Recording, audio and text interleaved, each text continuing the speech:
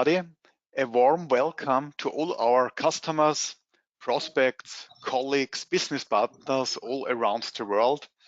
So we are broadcasting from Austria today. So just to clarify the kangaroo question, it's the tiny country in Europe, not to confuse with Australia. Okay, hello. Let's start with the topic of data preparation for powder bed fusion with AM Studio. My name is Daniel Ploss. I'm responsible for the business development for our AM suite here now in HxGN. So I'm at HxGN since June last year. I'm part of HxGN since the acquisition of CATS Additive. So I was the former sales director at CATS Additive. And before I did some experience in multi-jet fusion, 3D printings on the plastic sides. And before that, I had my experience in CAD/CAM solutions. And this mainly on the sales side. And I'd like to introduce my colleague, Peter Leitner. He will give you the demo later and is our senior product engineer and responsible for all the technical questions around. Sorry, now I lost my screen. Sorry, responsible for all the technical questions around AM Studio and our AM suite. So we have currently 3 suites in production software. The first one is the classical production machining with the CAD/CAM solutions. We have mold and die with VC and WorkNC. And the brand new one, our topic for today and the next webinars is the additive manufacturing suite with the product AM Studio as the heart from this solution, Esprit Edge to do all the post-processing, Simufact Additive to make high-end simulation beside AM Studio and also included in AM Studio with a small subset of these functionalities, and enabling products beside with Designer to do all the CAD functionalities and interface functionalities, and for sure the Nexus implementation for the whole workflow.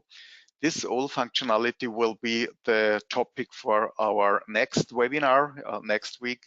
So then we dig deeper into these issues. But today it's the additive manufacturing suite. So for metal additive manufacturing solution for build preparation, process optimization, and also the workflow automation. So we have a high performance 3D printing software solution that is machine independent and CAD agnostic, empowering operational excellence in manufacturing prototype or production parts across industry ranging from medical to automotive and beyond. So we have really all our industries where we can deliver the solutions, and really from the first prototypes till big serial productions.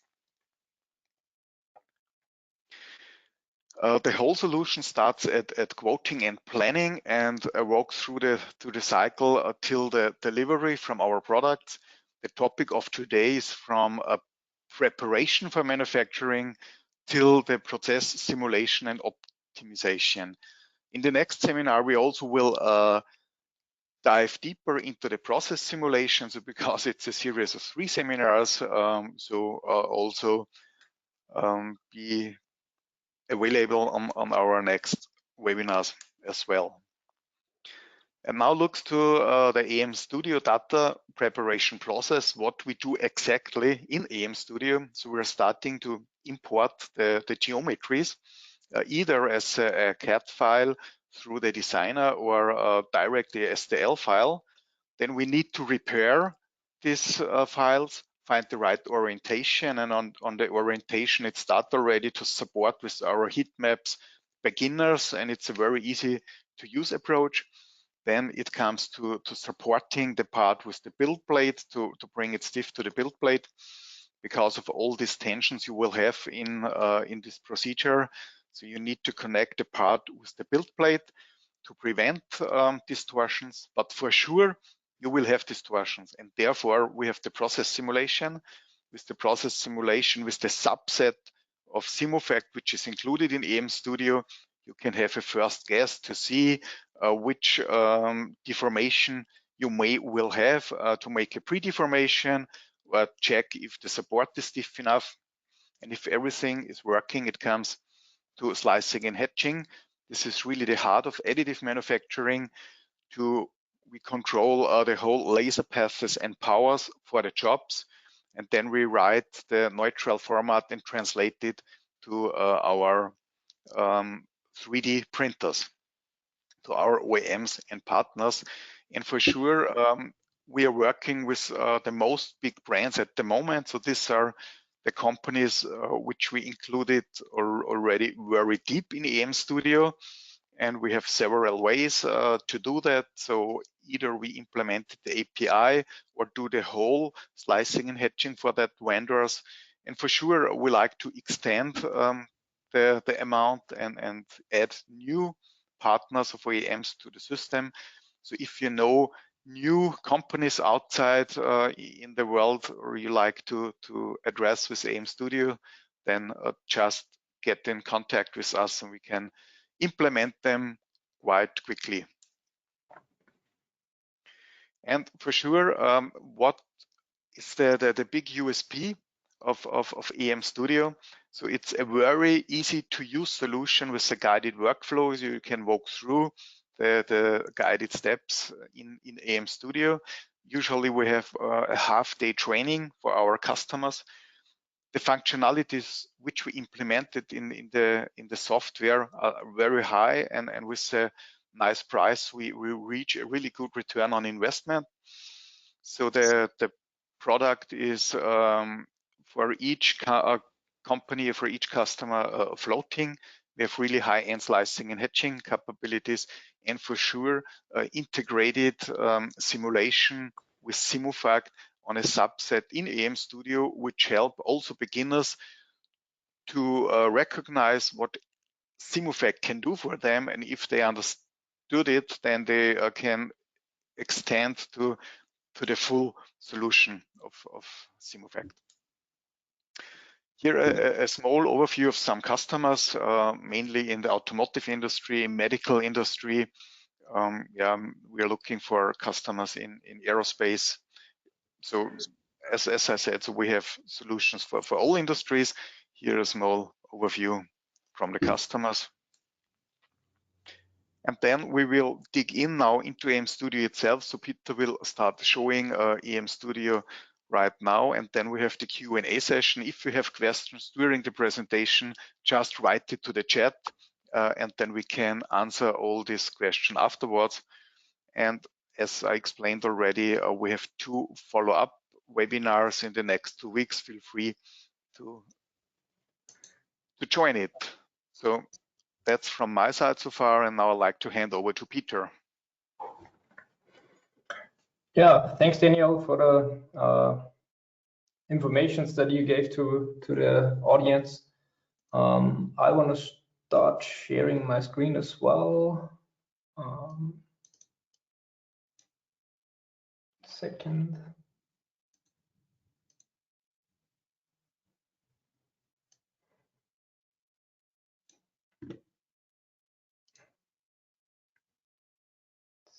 So I hope that you can see my screen now.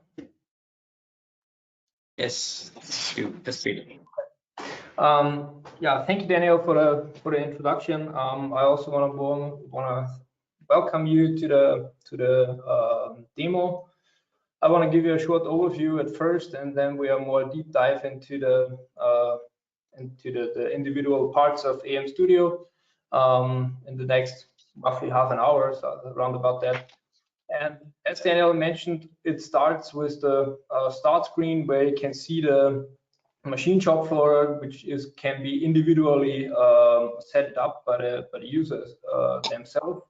And here at the top, there is this guided workflow that is also mentioned in the presentation from Daniel. So you have to first import parts and have to find a good orientation. Then you should support the part. So you need to position the supports underneath. You can make multiple copies of a part on the base plate. And then build process is subdivided in two steps. It's build simulation or process simulation and the slicing and hatching. And when you're finished with that, you can visualize the slices and hatches and can take a look at them.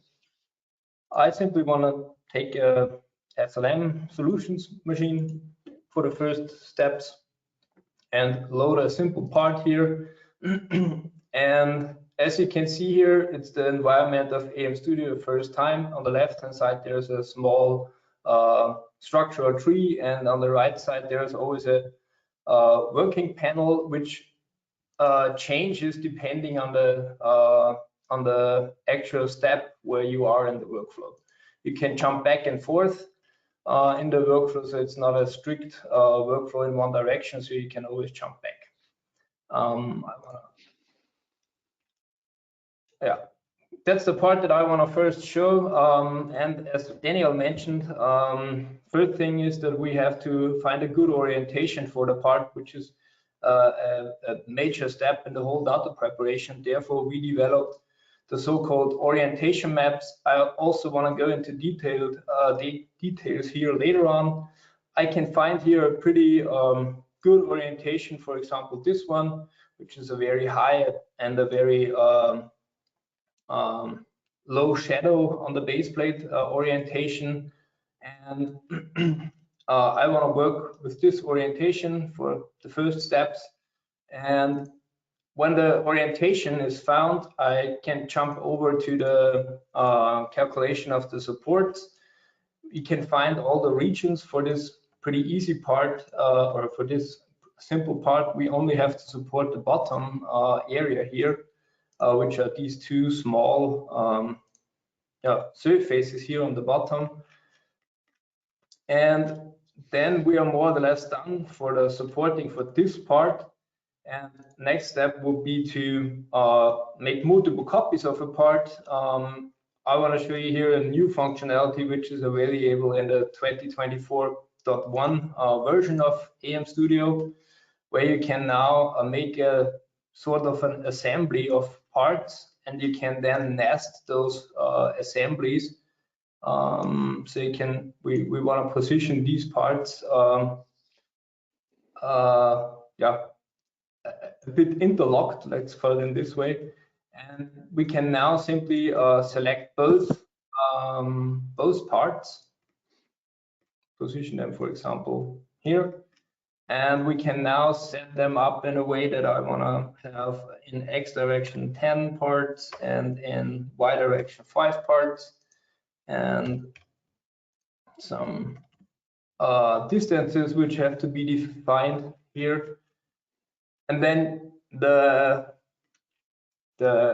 manual nesting algorithm can now use this assembly and make multiple copies of this assembly here on the base plate. So probably this is the setup I wanna work with, and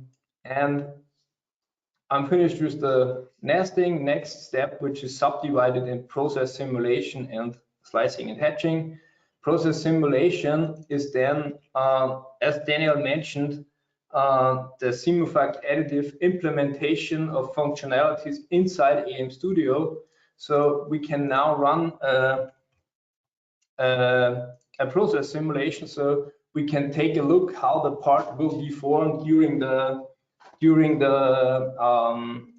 print process, and find out critical areas. This is one thing that is very beneficial within the simulation, and the other thing is that we can also use the simulation results to pre-deform the part. So now the simulation is done. Also new in the 2024.1 version, we have changed the visualization from a simple voxel result representation to a surface representation of the results. So now the results are mapped onto the real surface of the part, and it gives more details about the deformation of the part. And what you can see, there are two steps: part finished, which means part is still remaining on the base plate as printed, and then part plate removed means that the part is cut it off from the base plate, and what you can pretty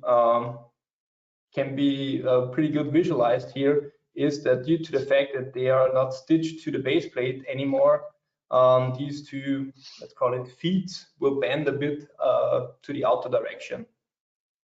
It's not much, it's about 1.2 millimeters, around about that. If this is too much, then you can work with a pre-deformation. What means pre-deformation? I can take the results from the simulation, which are the blue ones in this infographic, and I can pre-deform the part in a way so that when we print this part, the model will be, or the output will be an accurate one. For this part, I don't want to use this one, or I don't want to use a pre-deformation because the deformation is not that big.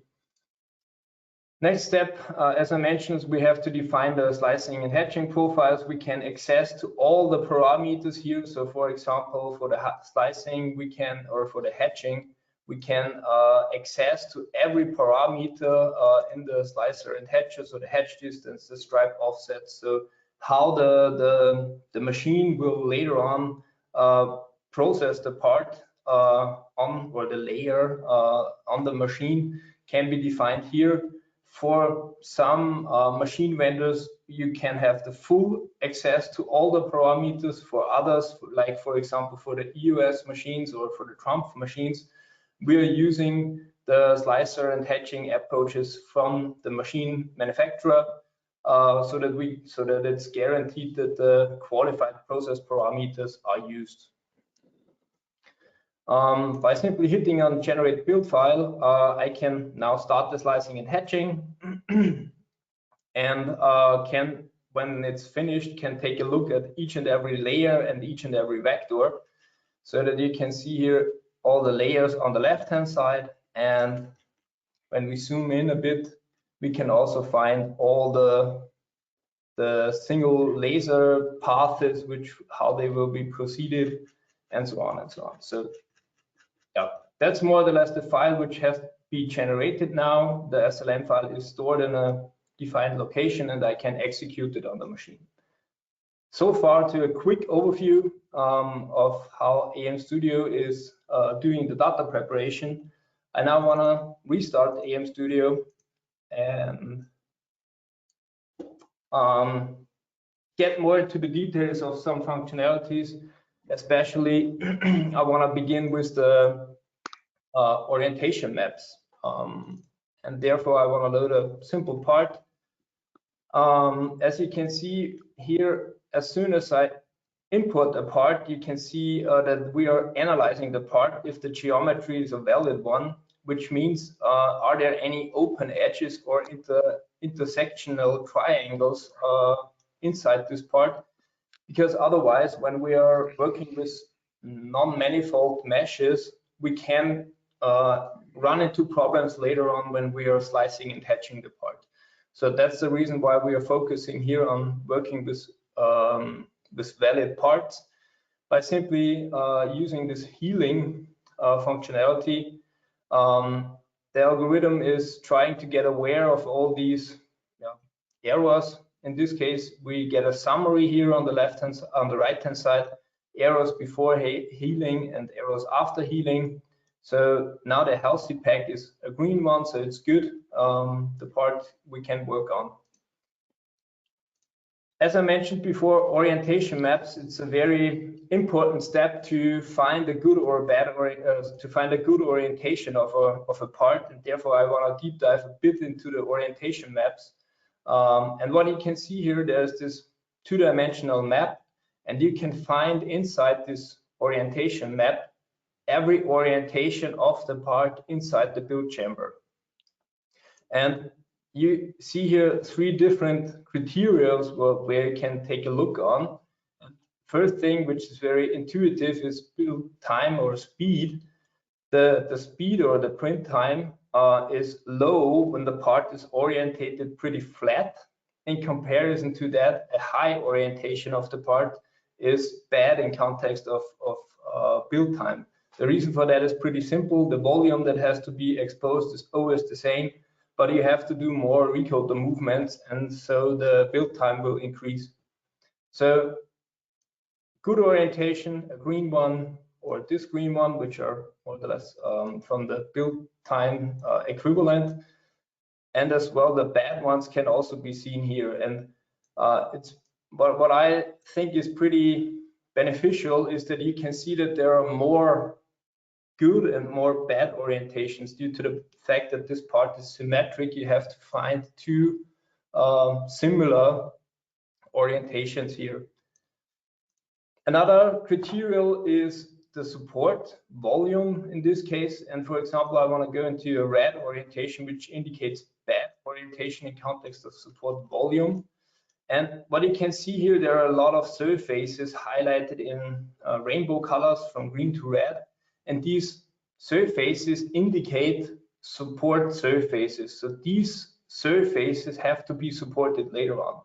And as you can see, there are a bunch of those surfaces which have to be supported, and as well they have a certain height from the base plate. In comparison to that, you can see in a green orientation, we only have to support this bigger area here on the bottom and some smaller features in the inner. But yeah, I think it's pretty intuitive that this is a better orientation than the ones before. And last but not least, we are calculating a tendency of distortion. And again, a red orientation indicates a bad orientation in context of deformation. The reason for that is pretty simple to describe. So we are searching here for an orientation which is where the build-up is homogeneous and the XY expansion of the part or of the slices should be small, due to the fact that when you have a big expansion in the X and Y direction, you have to deal with more stresses due to the shrinkage of the part. And this can be pretty good seen here. The red orientation indicates a big XY expansion of the part. In comparison to that, there is this green orientation where you can see it's also a very homogeneous buildup, but a much smaller XY expansion of the part. Another criteria can be the shadow, which is highlighted here in the or which can be found here as well. It's also a new feature in the 2024.1 version that the shadow is visualized in AM Studio. And as you can see here, there are again two green orientations and two red orientations, and as you can see there on the bottom, the shadow is much bigger for the red orientation than in the green one. And now I have to find a weighting for those three individual criteria, and therefore we can use this triangle. And as you can see, you can weight the different criteria by simply moving the cursor here in the inner of the triangle, and you get a new current setting map. And then you can simply find an orientation which is, depending on your weights, a good choice. I want to leave it for that part with this orientation and load some additional parts here for the later describing of the different support types which are available. And I want to move them a bit, and this part can also be orientated with the orientation maps pretty good. Again, we are taking a look at the shadow and jump into a green orientation here, for example, something like that, and then we are good to go with this part as well. As mentioned before, next step after the orientation is done, we have to support the parts, and I want to start with the tooth implant part here. And we are offering different support types for the users, depending on the needs or depending on the part themselves or on the regions. you can decide which one is a good orientation or which one is the beneficial support type for this part. I want to start with the rod supports. What are rods? You have simple points on your region, and they are represented as tubes in this case because they are pretty easy to scan later on the machine. And on the top there is a cone-like structure which you can set up on your own way. The reason for the cone is pretty easy to understand. You can, with the cone structure, you can easier remove the supports from the part, and by setting up them in a beneficial way, it's more easier to remove them. What I want to show you here more in detail is the different sampler strategies that we are using, and it's a sampler pipeline. So we are starting with finding local minima inside a certain support region. So for example, here you can see there's a lowest point here, and this lowest point has to be supported because otherwise the scanner will, or the printer will begin in loosen powder with the geometry, and this is not a beneficial approach. In addition to these mean points, we can sample the region with regular grid sampler, which more or less indicates, as the name mentions, you're regular sampling the region, so that you are finding the points for the rod supports. But in some cases, this is not really beneficial because there are some areas where the points are missing, and therefore this last sampler strategy, the Poisson sampling, which is a distributional function, is then applied onto the region, and then you end up in a very beneficial way of supporting the part. These supports are mainly used for smaller areas. So in this case, it's a tooth implant. They are pretty small support regions, not really high from the base plate, and they are very easy to remove. So this is very beneficial for removing those parts. The reason why I pointed out this sampler pipeline is we are using the same strategy for finding these initial points for the tree support as well, and we offer here two different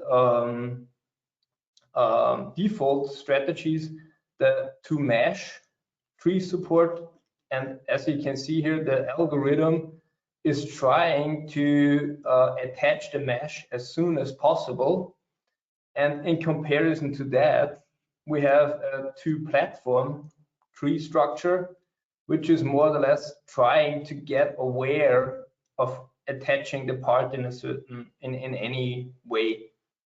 And as I mentioned beforehand, the initial points here are found by the same sampler pipeline as I defined it before, as I described it beforehand. Another support type which is also very often necessary is line supports, and I want to use this one here. What are line supports? You can find lowest lines in parts due to the fact that there is no surface, or that the surface doesn't fulfill the overhang angle to be a support region. But there is a lowest point here. You have to set a certain support underneath, because otherwise, again, you're beginning in loosen powder.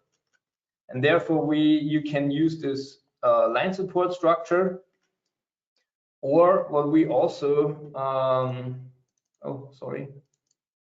but what's also oftentimes used for the line supports is you can use a block support structure, which is called line thickening.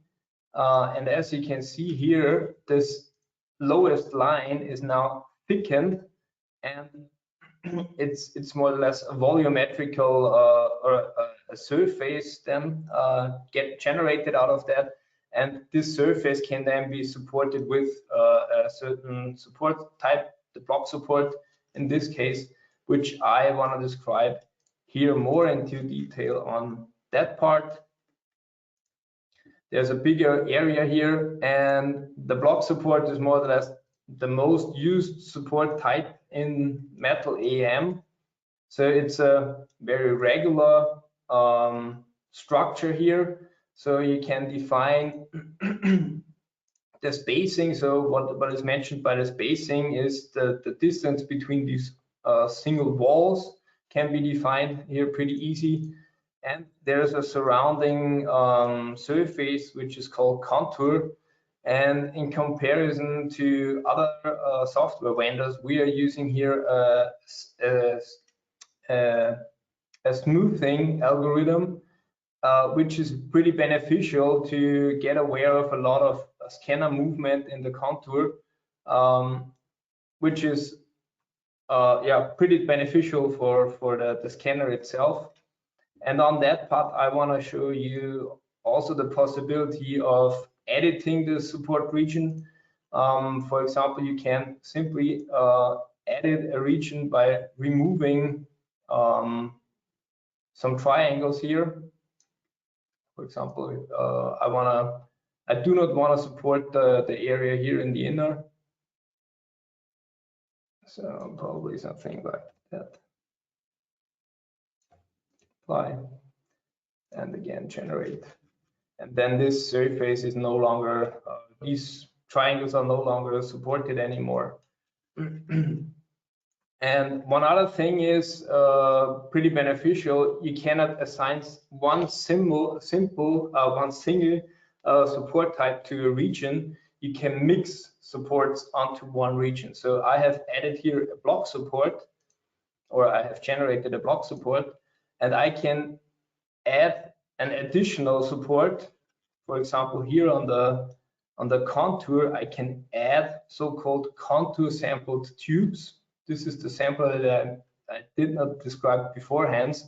The contour sampler more or less positions additional points on the contour of the part of the region and adds more stiffness to the region. Exactly. And last but not least, there is this bigger topological optimized part, and for this one, I want to show you the functionality of the region list. You can list all the support surfaces in this region list, and you can filter based upon different criteria or properties. So the triangle area or the part-to-part fraction, which more or less means the amount which is from, if the part-to-part fraction is 0, then it's the support is only generated from part to the platform. When it's 100% part to part, then the surface is only in the inner of the structure. And with this width, for example, I can find big regions which have a certain expansion and which are more critical, and there I want to show the last support type, which is the cell support type, which is very beneficial in the context of saving support material, because what you can see here, we are generating small support structures near to the support region, and when we are getting away from this support region, the cells are getting bigger and bigger. So you can save a lot of support volume. And the other thing is that the powder which is stocked in the inner of this support structure can be easier removed due to the fact that there are bigger holes where the powder can be easier removed, or can be easier came out of the structure. For all the other support on this part, I want to use a tree support structure, and then I'm done with that part as well. Exactly. Yeah, so far as a quick overview of all the support types that we are offering. As I mentioned before, it very highly depends on the part itself, which support type is beneficial. I want to skip nesting because I showed it in the introduction more into details. And what I want to show you again is the functionality of the simulation, because again, I want to increase the voxel size, which is more or less dealing with the accuracy and the calculation runtime or the calculation time for the simulation. And it's a fully embedded simulational capacity in AM Studio, so you do not have to export the parts loaded in simulfacts, input them into simulfacts additive, run the simulation, do the predeformation, and then input the results. So it's fully embedded in AM Studio. You can now run the simulations with up to 4 cores. And a new capacity in the 2024.1 is the base plate removal functionality. So you can simulate until part is finished and remaining on the base plate. As I mentioned before, you can see it here pretty well, that there is no deformation on the bottom here of the part because it's fixed onto the base plate. And last step is when you remove the part from the base plate, you can see that it will bend a bit the whole structure due to the fact that it's no longer stitched to the base plate. So the inherent stresses and the strains can be relieved, and so and so the deformations can be done in a different way. The deformations here in this case are 0.3 millimeter, but more or less not in the structure, in the supports. In the next release, we will also offer the functionality of support removal, so you can also then simulate how the part will deform when the supports are also removed, and then you can see the results. We can apply now a deformation or pre-deformation in this case. So we take the simulational results, pre-deform the part in a way so that it's beneficial then later on. And again, last step, we can now assign certain scanner profiles or slice and hatch profiles. I have a list of different profiles here, and I simply select the parts and can assign, in this case, aluminum parameter set to the parts. Clicking on generate, running the